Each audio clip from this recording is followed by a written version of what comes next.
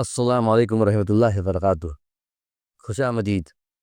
امید ہے آپ سب لوگ خیریت سے ہوں گے۔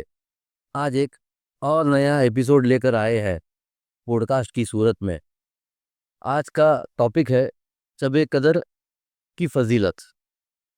آج اس پوڈ کاسٹ میں ہمارے پھر ایک مرتبہ ہمارے خاص مہمان حافظ عبدالصمد محمدی، جن سے ہم شب قدر کی فضیلت، عبادت اور اس رات کو بہترین طریقے سے گزارنے کے بارے میں گفتگو کریں گے انشاءاللہ۔ وعلیکم السلام ورحمۃ اللہ وبرکاتہ۔ میں آپ کا شکر گزار ہوں کہ مجھے اس بابرکت موضوع پر گفتگو کرنے کا آپ نے موقع دیا۔ سب سے پہلے شب قدر کی اہمیت کے بارے میں ہمیں بتائیں، قرآن اور حدیث میں اس رات کی کیا فضیلتیں بیان کی گئی ہیں؟ جی بالکل، شب قدر اسلامی سال کی سب سے بابرکت اور مقدس رات ہے، جس کا ذکر خود اللہ رب العزت نے اپنے کلام قرآن مجید کے اندر فرمایا ہے۔ جیسا کہ اللہ رب العالمین کا فرمان ہے، اِنَّا أَنزَلْنَاهُ فِي لَيْلَةِ الْقَدْرِ وَمَا أَدْرَاكَ مَا لَيْلَةُ الْقَدْرِ لَيْلَةُ الْقَدْرِ خَيْرٌ مِّنْ أَلْفِ شَهْرٍ، کہ بے شک ہم نے اس قرآن کو شب قدر میں نازل کیا، اور تمہیں کیا معلوم کہ شب قدر کیا ہے؟ شب قدر 1000 مہینوں سے بہتر ہے، افضل ہے۔ یہ رات اللہ رب العالمین کی رحمت، مغفرت اور نجات کی رات ہے، جس میں فرشتے زمین پر نازل ہوتے ہیں، اور اللہ رب العالمین کی رحمت ہر طرف عام ہوتی ہے۔ نبی کریم صلی اللہ علیہ وسلم نے بیان فرمایا کہ جو شخص اس رات کو ایمان اور اخلاص کے ساتھ عبادت کرے، اس کے پچھلے تمام گناہ معاف کر دیے جاتے ہیں۔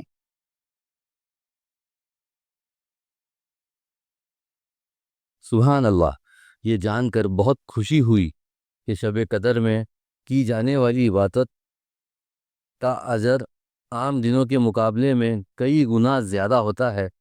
ہمیں بتائیے اس رات میں کون کون سی عبادت کرنی چاہیے؟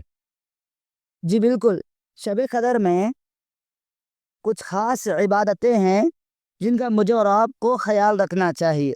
سب سے پہلے شب قدر میں ہمیں قرآن مجید کی تلاوت کرنا چاہیے، کیونکہ یہی وہ مقدس رات ہے کہ جس میں اللہ رب العزت نے قرآن مقدس کو نازل فرمایا۔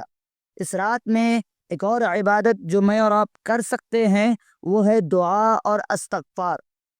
اللہ رب العالمین سے خاص طور پر اپنے گناہوں کی معافی مانگے، اپنے گناہوں پر پشیمان ہو، اور ان دعاؤں کا اہتمام کرے جو دعائیں اللہ کے نبی صلی اللہ علیہ وسلم نے اس رات میں کرنے کا حکم دیا ہے یا پڑھنے کا حکم دیا ہے۔ جیسا کہ اللہ کے رسول صلی اللہ علیہ وسلم نے بیان فرمایا کہ اللہم انک عفو تحب العفو فاعف عنی، کہ جب کوئی شخص شب قدر کو پالے، وہ اس دعا کو پڑھے کہ اے اللہ، بے شک تو معاف کرنے والا ہے، معافی کو پسند کرتا ہے، بس تو مجھے معاف فرما۔ اسی طرح شب قدر میں ایک اور عبادت جو میں اور آپ کر سکتے ہیں، وہ ہے صدقہ و خیرات۔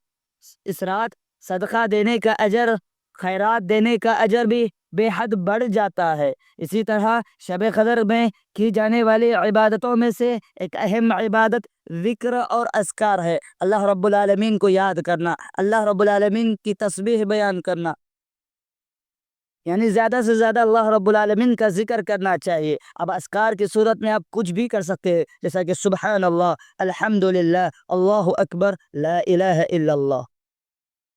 سبحان اللہ، بہت خوب۔ مولانا، اکثر لوگ یہ سوال کرتے ہیں کہ شب قدر کی علامت کیا ہے؟ جی، علماء کرام نے احادیث کی روشنی میں شب قدر کی کچھ علامتیں ذکر فرمائی ہے۔ شب قدر کی علامتوں میں سے ایک علامت یہ ہے کہ جس رات شب قدر ہوگی، وہ رات بڑی پرسکون اور روشن رات ہوگی۔ نہ زیادہ وہ رات گرم ہوگی، نہ بہت زیادہ سرد ہوگی۔